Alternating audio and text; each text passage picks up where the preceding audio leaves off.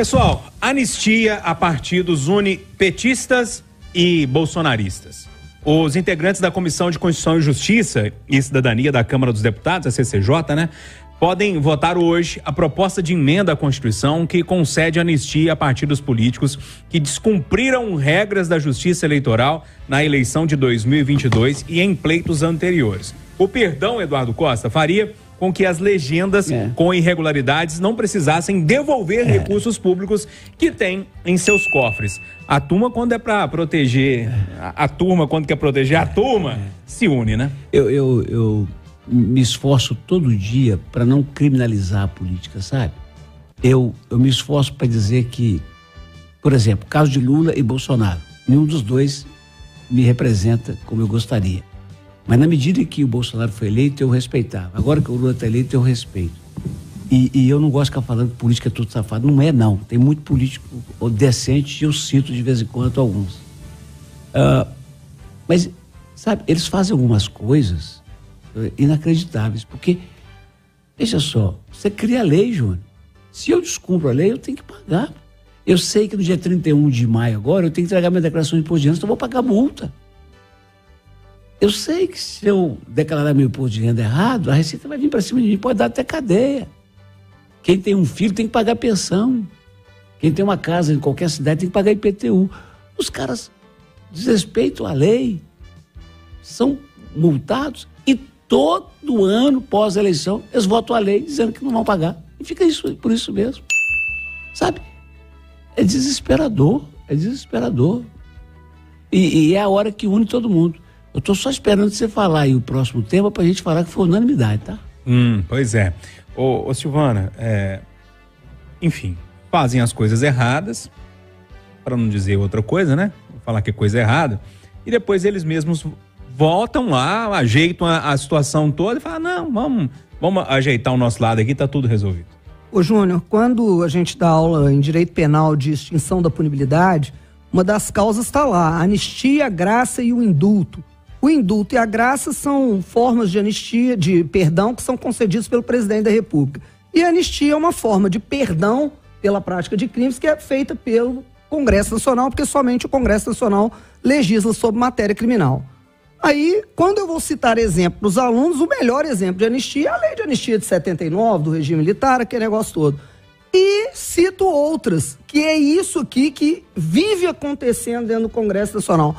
Toda passagem de eleição, quando tinha aquele negócio de panfletar e tal, que passava a eleição, todo mundo que usou a gráfica do Senado para poder fazer santinho, é crime, mas agora vai ser anistiado. E aí a gente vai se deparando, quer dizer, a gente achou que o trem mudou, continua tudo a mesma coisa. Aí tá difícil. É crime. Mas se fez agora, aí não tem problema. Quer dizer, eles anistiam eles mesmos. Chegou ao ponto de uma professora de direito como você, talvez a mais conhecida de toda a história de Minas Gerais. Uai, que isso? Chegar lá no Supremo e dizer o seguinte: só dessa vez eu vou votar desse jeito.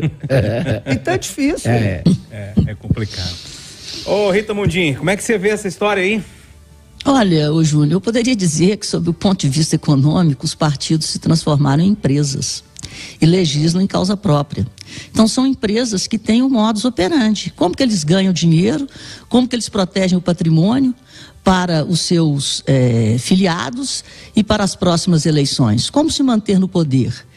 Então, a gente tem assistido isso ao longo do tempo, né? Tornam o presidente refém. Eles negociam as verbas, têm as verbas que querem e votam de acordo com os seus próprios interesses. Então, eles mandam no Brasil e saqueiam a sociedade brasileira. O Lula está passando agora o que o Bolsonaro passou. O Bolsonaro acabou virando uma rainha da Inglaterra e o Lira governando com orçamento secreto e tudo mais e o Pacheco apoiando. Veio a eleição, os dois viraram para o lado do Lula e falaram que eles vão votar. Que negócio que teve no começo do governo, como é que foi aquilo, Val?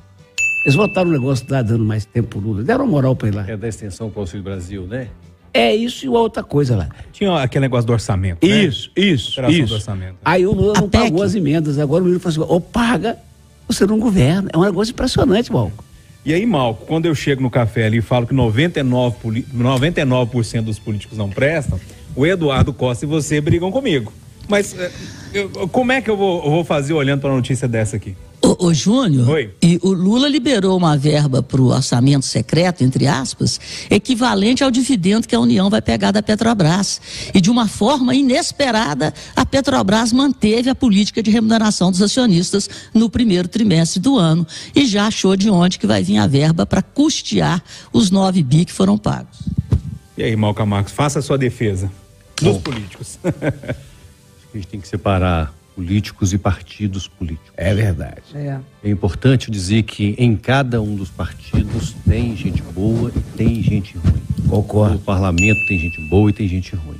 Agora, quando se unem todos os partidos na defesa dos seus interesses e este interesse é contrário ao interesse público, por quê? Porque a principal anistia, Júnior, é porque quase nenhum partido cumpriu a cota de distribuição de dinheiro na campanha para negros e para mulheres. Então, o judiciário pensou uma estrutura para garantir a irracionalidade ou a injustiça que tem histórica neste país de subrepresentação de negros e mulheres, e os partidos, buscando seus próprios interesses, recebem o dinheiro público e não repassam da mesma maneira para essas duas categorias que continuam subrepresentadas. Então, os partidos são coniventes com a estrutura histórica de subrepresentação desses dois grupos. E esse país nunca será justo enquanto não tiver um legislativo mais igual ou mais perto do que se espera da população brasileira. E hoje ele está muito distante. Sem contar que a anistia também beneficia alguns partidos políticos que fizeram um mau uso de dinheiro público. Por exemplo, um partido chamado PROS, pequenininho, que agora se fundiu a outro, comprou no ano passado 3.700 quilos de carne. E quando a gente falava de ter picanha para todo mundo, para o PROS tem picanha para todo mundo, porque 3.700 quilos de carne gasto pela direção para alimentar a sua estrutura.